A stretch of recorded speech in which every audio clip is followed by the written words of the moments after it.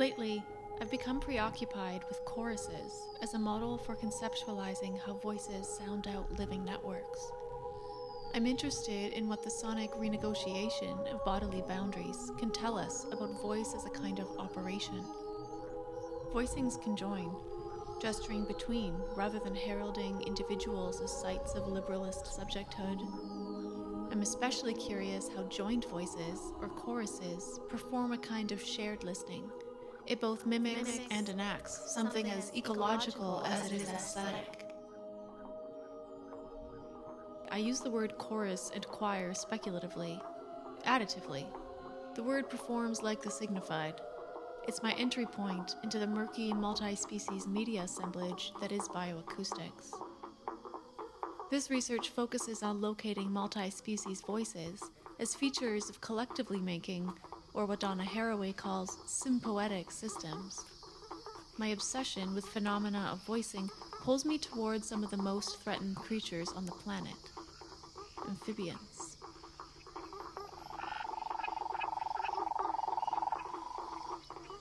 I partnered with the Amphibian Natural History Lab at the University of Campinas in Brazil during their field season.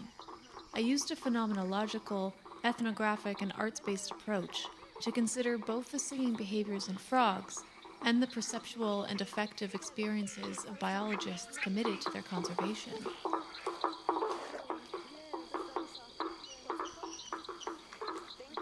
The subtractive empiricism of science necessarily renders inaudible the commingling of voices that emerge between the scientists and the frogs.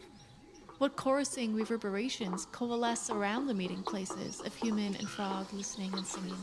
An adjacent listening position is required if we want to hear those frequencies.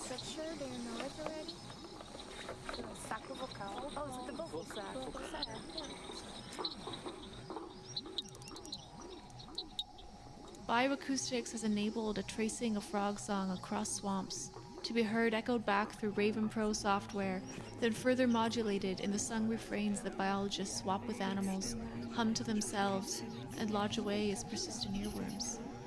It's a reverberant circuitry, amplifying, replaying, remixing, revisiting, sometimes even singing along.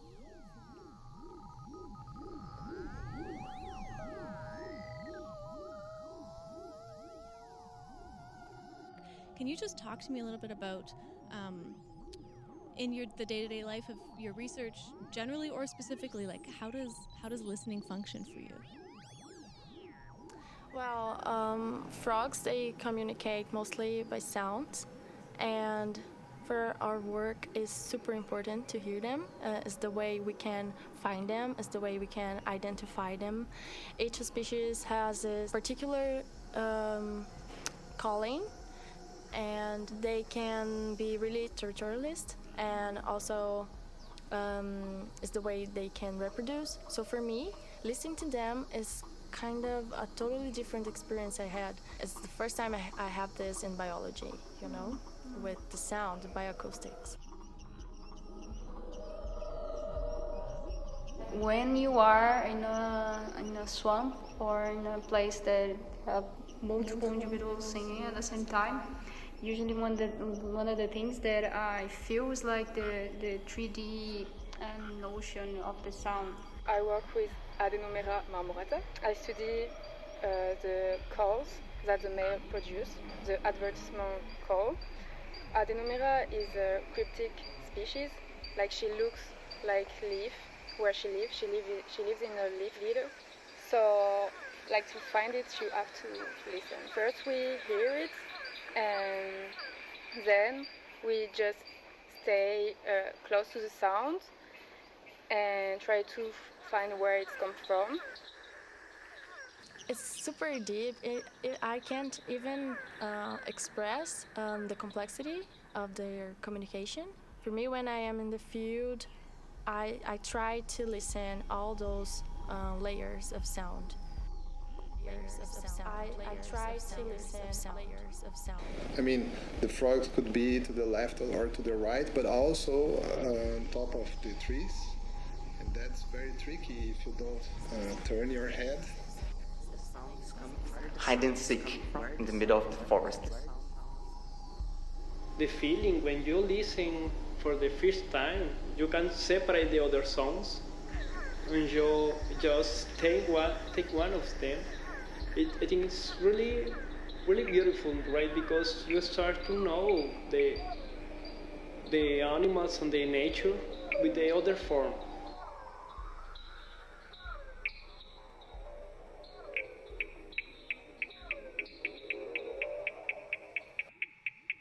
There was a evolution of how we noted the sounds. The first way to have a description of the sound was by the how we hear the sounds. You would describe different than I would describe because we speak different languages.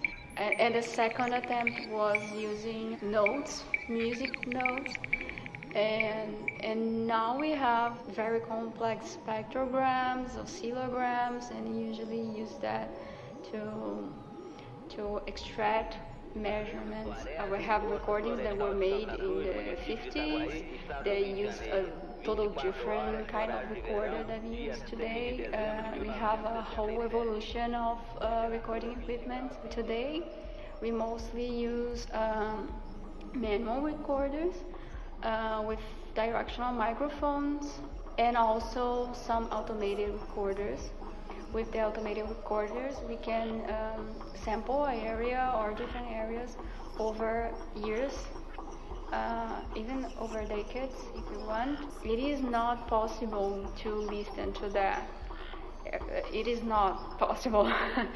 So, for example, we could listen to a portion of that and create deep learning algorithms to analyze, identify in a practical way. Like every technology we create, I see that way. I can be wrong, but we try to imitate our senses. So, and in fact, our senses work together.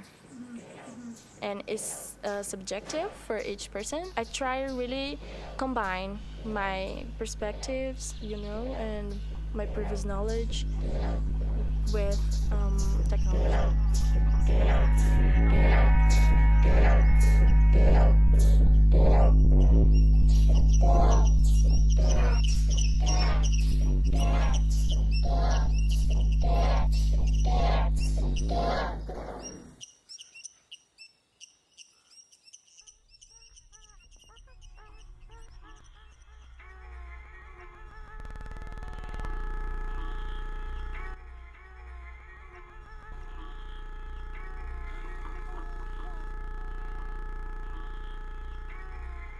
All the time we imitate when we hear, and it stays in the mind.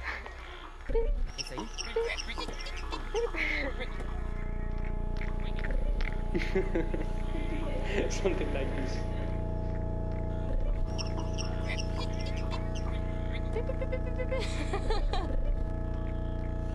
I always try to sing along. You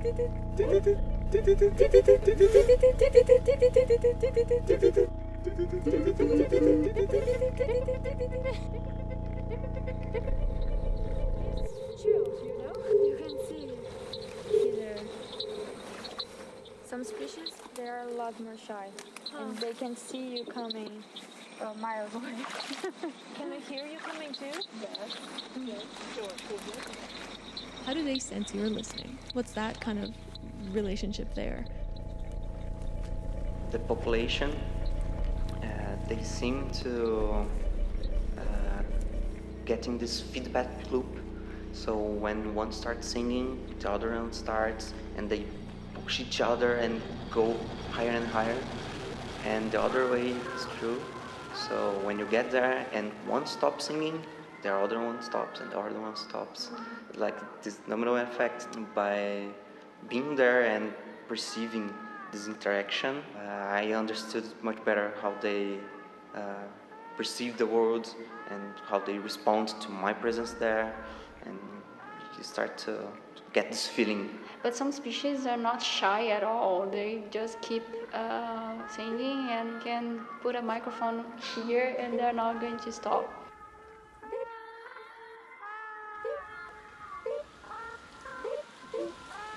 We want want to study frogs, we have to think like frogs. If they like rain, you have to go out in the rain. If they like swamps at night, you have to go out in the swamps at night. And then after that, you have to understand their behavior, like their rhythm, like their strategies.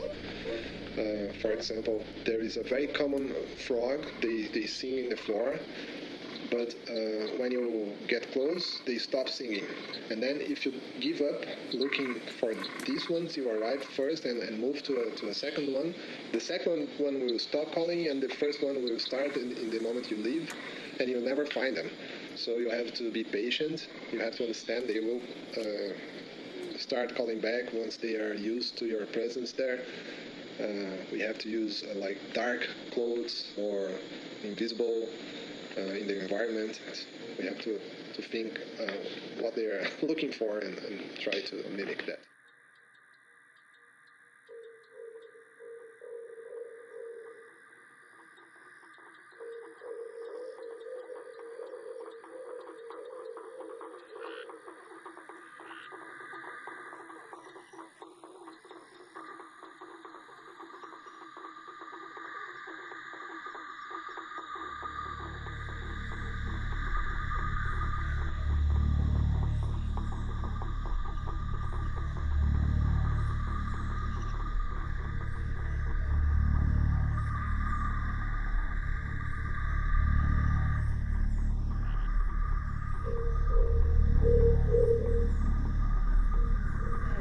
My job in the lab is more like listen to music, because sometimes I stay almost a whole day listen to sounds that I need to catalog or something like that.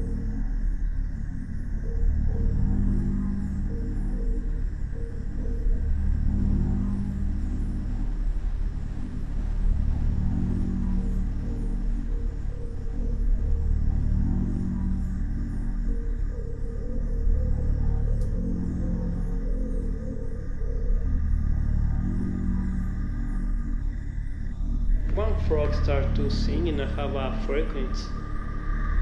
Other species stop to sing. And when they stop, other species start to sing like, okay, it's your turn. You can sing now, like a game. Everyone have the time for singing, right?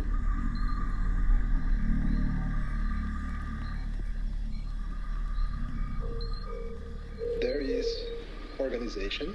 It's not chaotic. The sounds, the animals have their tempo, they have rhythm, they respect each other in the sense they try not to call when their neighbor is calling too. We can correlate what's happening in the field with what we call music. Silence, on purpose silence. We have various individuals doing something together with a common purpose. It is not because they want to be together, to communicate together, but they are together in the same environment. It is, in my opinion, it is really like an orchestra or something like that. I know that a complexity of relationship that I sing when other species is singing, because that way I have less chance to be predated, but also everything was materialized in a sound. So for me that was amazing. I could feel it and my body wanted to move, you know. Choir is plural. It's not just an individual singing. So the experience is totally different. You feel part of something bigger, and that way you are something different. You are bigger. Sometimes you can feel the extension of yourself, like you expand outside your body. Frogs they are facing a massive extinction globally, and we are already suffering some consequences of that. But we even have sounds that we won't hear anymore, distinct species, but we have recorded. We were lucky enough to have people in the field in the past, so that's maybe something very special for people to listen to.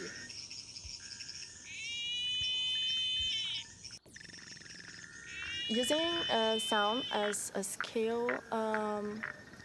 In fact, now it just transcended that. It's not just a tool. It's not just a skill. Yeah, and it's me. It's me. You know, my sense of here.